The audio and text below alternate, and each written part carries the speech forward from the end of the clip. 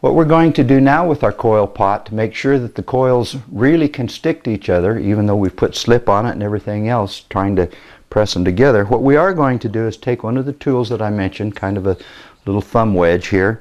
We're going to go into the pot and press these coils together. We're going to start where we already have the coils at the bottom and more or less just draw the clay down in this fashion.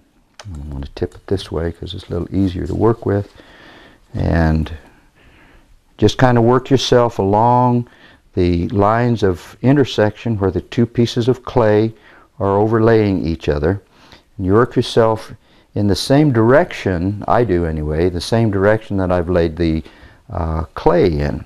That way it keeps it sort of some semblance of logic to it, if that's what you want to think about. But it ends up looking something like this. Then what you do is take your tool and smooth the inside of this out just a little bit.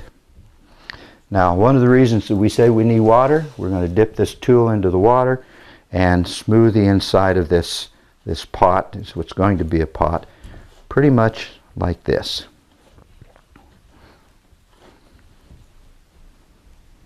So when we're finished with that part of it, this is what we have.